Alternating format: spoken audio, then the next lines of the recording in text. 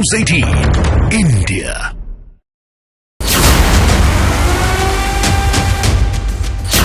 हल्द्वानी हिंसा में कितने रोहिंग्या थे? हल्द्वानी दंगे में कितने बांग्लादेशी थे? बनभूलपुरा दंगा में कितने सियासी चेहरे थे?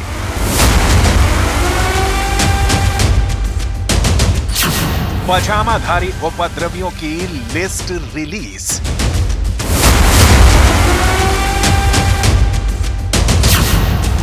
झुग्गियों में दंगाइयों की भीड़ किसने जुटाई?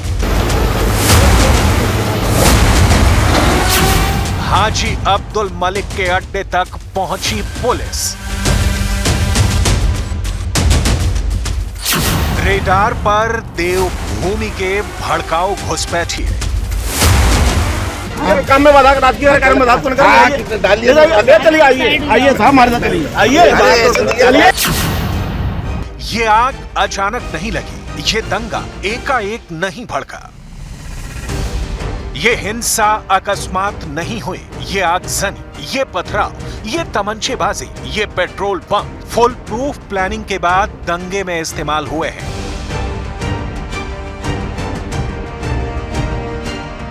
हल्द्वानी हिंसा की तहें जैसे जैसे खुल रही हैं, हैरान करने वाली बातें उजागर हो रही हैं। हल्द्वानी में प्रायोजित दंगा बहुत बड़ी साजिश का परिणाम है। इस साजिश में देशी और विदेशी भड़काऊ गैंग की पलटन लगी, जिसने हल्द्वानी को दंगे की भट्टी में झोंकने का काम किया है। पुलिस की तफ्तीश में ये शीशे की तरह साफ होता जा रहा है कि देवभूमि उत्तराखंड में मजहबी फसाद फैलाने की संगीन साजिश कई साल से रची जा रही थी। दंगे का मास्टरमाइंड अब्दुल मलिक जिस दम पर पुलिस और प्रशासन पर धौंस जमा रहा था, उसका पर्दाफाश हो चुका है। पहले देखिए दंगे से पहले हाजी अब्दुल मलिक कैसी हेकड़ी दिखा रहा था। मैं एफआईआर करूंगा, जेल डालूंगा, आज ही डालूंगा, आज अभी डालिए आप, अभी चलिए थाने में जाइए इनको काम में बाधा कार्य में चलिए आइए साहब हमारे साथ चलिए आइए। सरकारी जमीन को कब्जा कर बैठा दंगा मास्टर मलिक बागीचा को अपने दादा परदादा की पुश्तैनी जमीन बता रहा था। अरे हमारे दादा परदादा का नाम है। अरे मैं एफआईआर करूंगा, जेल डालूंगा, आज ही डालूंगा, आज अभी डालिए आप, अभी चलिए थाने में जाइए इनको काम में बाधा कार्य में चलिए आइए साहब हमारे साथ चलिए आइए। राशि कार्य बाधा उत्पन्न कर रहे हैं। अगर जमीन कागज नहीं खड़े नहीं होने जमीन का नहीं है कागज, ये कागज क्या है? ये कागज क्या है? नहीं कागज है हमारे पर दादा। आप यहाँ से जाइए, पहले तो नहीं मेरे दादा जब तक फ्रीहोल्ड नहीं दिखाएंगे एक कदम नहीं खड़े। मेरे दादा पर दादा के नाम पे से काट दिखाइए पहले। अरे हमारे दादा पर दादा के नाम है। अब्दुल मलिक को न जेल जाने का डर था, न ही कानून की कोई परवाह। नगर निगम अधिकारियों से भिड़ने के दौरान अब्दुल जाली कागजों का पुलिंदा भी लहरा रहा था। आखिर अब्दुल को ऐसी हिमाकत की हिम्मत कहां से आई? कौन उसके पीछे था? क्या घुसपैठियों का हुजूम जुटाकर अब्दुल मलिक ऐसी धौंस जमा रहा था, या फिर कोई सियासी ताकत इस दंगा मास्टर को शय दे रही थी? जैसे जैसे जांच आगे बढ़ रही है, अब अब्दुल मलिक और उसके दंगा कंपनी के किरदारों के चेहरे बेनकाब होते जा रहे हैं। लेकिन इस दंगे में जो सबसे चौंकाने वाली जानकारी सामने आई है वो ये है कि हिंसा में घुसपैठियों को टूल की तरह इस्तेमाल किया गया। पुलिस को मिले इनपुट के मुताबिक 8 फरवरी के उपद्रव वाले दिन कुछ लोग बनभूलपुरा के बाहरी इलाके में रेलवे लाइन के आसपास झुग्गियों से उपद्रवियों के झुंड दिखाई दिए थे, जहां पर रोहिंग्या मुस्लिम की बड़ी आबादी अवैध तरीके से रहती है। इस अवैध झुग्गी बस्ती में बड़ी तादाद में अवैध बांग्लादेशी मुस्लिमों के भी बसे होने की आशंका है। झुग्गी बस्ती में 5000 लोगों के अवैध तरीके से रहने का शक है। हल्द्वानी पुलिस ने कई संदिग्धों के पुराने रिकॉर्ड को ट्रैक किया है।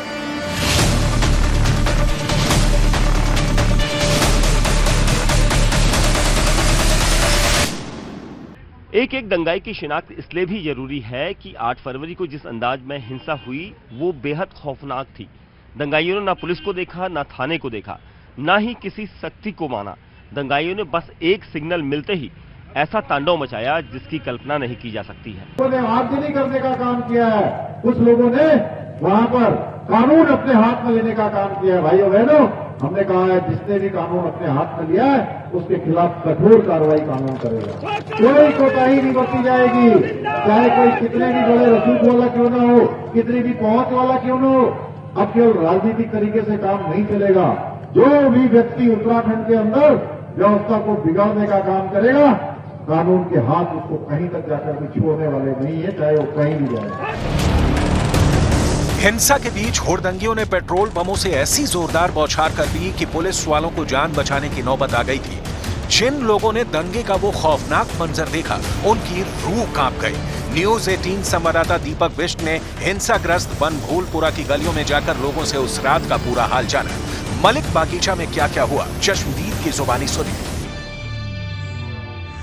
बिल्कुल नॉर्मल लाइफ चल रही थी। मैं 4 बजे स्कूल से आई हूँ तो कुछ नहीं था। आराम से मैंने फ्रूट्स भी खरीदे रास्ते में और लग ही नहीं रहा था कैसा माहौल होगा। मुझे तो बाहर के मेरे हस्बैंड के दोस्त का हेमंत शाह जी का फोन आया कि भाभी वहाँ पर ऐसा हो रहा है, मैं खटीमा से आ रहा हूँ। मैंने कहा नहीं यहाँ तो कुछ भी नहीं है। तो हमें तो कुछ मालूम ही नहीं था। यहाँ पर जब यहाँ पर थाने में आग लगी तो हम तो घर के अंदर ही थे, हमें मालूम ही नहीं। तब हमने बाहर जाके देखा तो वहाँ तो इतना उपद्रव हो रहा था। बनभूलपुरा के किदवई नगर में लोगों ने ये भी बताया कि पत्थरबाजी के दौरान पुलिस की भी एक नहीं सुनी गई। स्थानीय लोग इस बात से भी नाखुश दिखे कि अब्दुल मलिक पर वक्त रहते कार्रवाई क्यों नहीं हुई। जिन लोगों ने किया है उनके खिलाफ क्या चाहेंगे? वो तो अब उसके ऊपर जो अब प्रशासन अपनी कार्रवाई अपने करे, ये कार्रवाई तो होनी चाहिए। ये गलत है, ये करना नहीं चाहिए था। ये क्योंकि अब्दुल मलिक की जो जमीन थी वो कब्जे वाली जमीन थी, उसको हटाना चाहिए था। वो हटा रही थी प्रशासन, उसी को तो हटा रहा है। हाँ, उसको तो हटाना चाहिए था। जैसे अगर कुछ गैर कानूनी काम है तो उसको तो कार्रवाई होनी चाहिए थी उस पर। लेकिन उसके बाद में जो हुआ ये गलत हुआ ना। ये अब उसके चक्कर में गरीब आदमी पिस रहा है। अब जब प्रशासन ने कहा कि उसका 14 तारीख को तारीख पड़ी हुई है तो प्रशासन ने एकदम वहाँ जाके तुरंत कार्रवाई कर दी।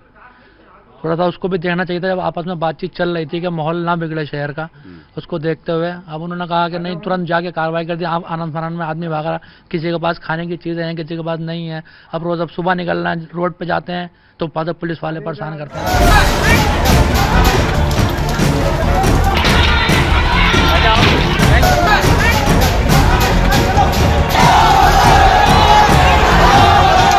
अब्दुल मलिक ने शातिराना अंदाज में सरकारी जमीन को कब्जाया। 2014 से खाली पड़ी नगर निगम की जमीन की अवैध प्लॉटिंग कर उसे बेचा। इलाके में झुग्गी झोपड़ी की बस्ती बनाकर वहां रोहिंग्या और बांग्लादेशी घुसपैठियों का बसेरा बनाया। हजारों अवैध घुसपैठियों के दम पर अब्दुल मलिक इलाके में दादागिरी जमाता था। अवैध मदरसा और मस्जिद का इस्तेमाल हाजी अब्दुल भीड़ जुटाने और भड़काने के लिए कर रहा था। नगर निगम की टीम ने जब भी अब्दुल को जमीन खाली करने का नोटिस थमाया, उसने हजारों लोगों की ताकत का दम भरा। अब्दुल किस तरह नगर निगम अधिकारियों को अकड़ दिखाता था, उसका नमूना एक बार फिर आप देखिए।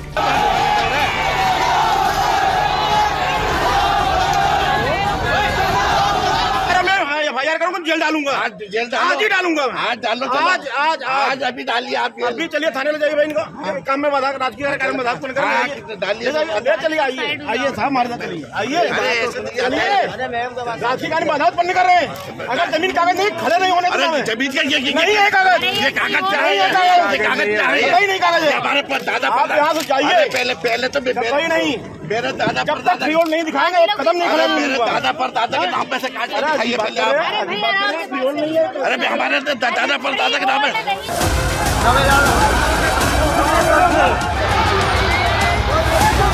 पुलिस अब हाजी अब्दुल मलिक को उसके पुरखों की याद दिलाने की मिशन में लगी है। अब्दुल मलिक का साथ देने के आरोपियों की धरपकड़ जारी है। पुलिस ने समाजवादी पार्टी के उत्तराखंड प्रभारी मतीन सिद्दीकी के छोटे भाई जावेद सिद्दीकी को गिरफ्तार कर लिया है। जावेद सिद्दीकी की गिरफ्तारी वीडियो के आधार पर की गई है। वीडियो में जावेद पुलिस को धमकाने और दंगा भड़काने की कोशिश करता देखा गया है।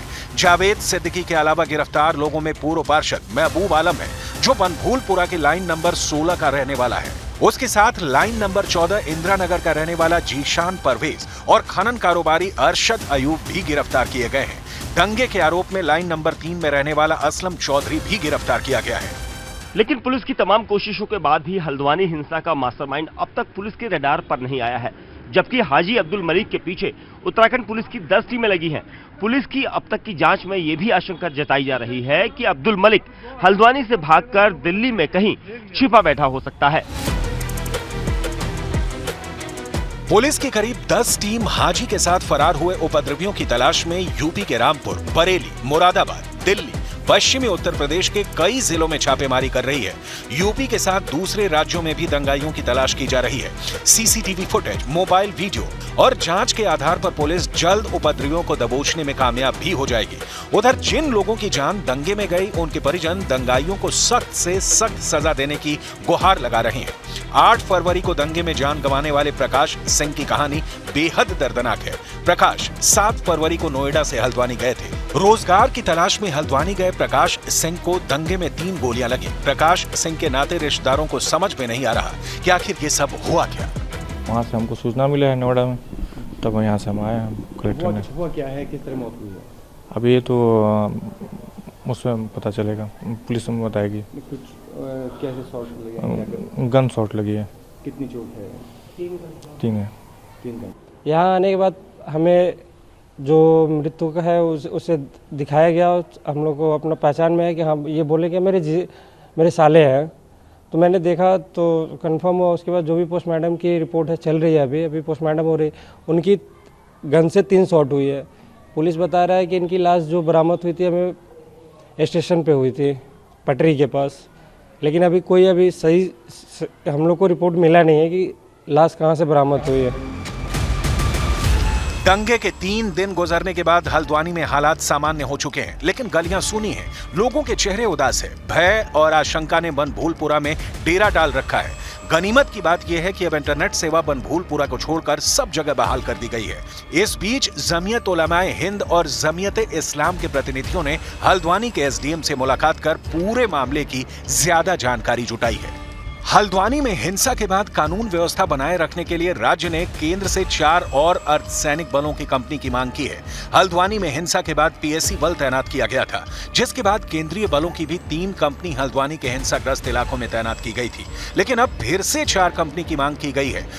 हल्द्वानी में 8 फरवरी को उपद्रव के बाद लगभग 10,000 के आसपास पुलिस बल और पैरामिलिट्री फोर्स को हल्द्वानी में डिप्लॉय किया गया था, लेकिन आज अचानक से 4 कंपनियां और यहां पर हल्द्वानी में पहुंची। आप देख सकते हैं एसएसबी की ये एक कंपनी यहां पर पहुंची है। इसके अलावा 3 कंपनियों को और यहां पर लाया जाएगा, ये कहा जा रहा है, और ये देर रात तक यहां पर पहुंचेंगी। लेकिन अचानक से 4 कंपनियों को यहां मंगाने की वजह क्या है, इसके बारे में कोई अभी तक यहां पर किस तरह का साफ तौर पर कहा नहीं जा सकता। लेकिन ये माना जा रहा है कि क्योंकि जिस तरह से एसएसबी की कंपनी यहां पहुंची है, उसके बाद ये जरूर हो सकता है कि जो लोगों की गिरफ्तारी है उनकी तादाद बढ़ सकती है। पुलिस ने एहतियातन ये वार्निंग भी दे दी है कि किसी भी भड़काऊ पोस्ट, फोटो, वीडियो और कमेंट पर फौरन एक्शन होगा। पुलिस ने 100 से ज्यादा लोगों को हिरासत में लेकर उनसे साजिश के राज उगलवाने भी शुरू कर दिए हैं। हालांकि जब तक दंगे का मास्टरमाइंड हाजी अब्दुल मलिक पुलिस के शिकंजे में नहीं आता, तब तक देवभूमि दंगे की पूरी साजिश का पर्दाफाश नहीं होगा।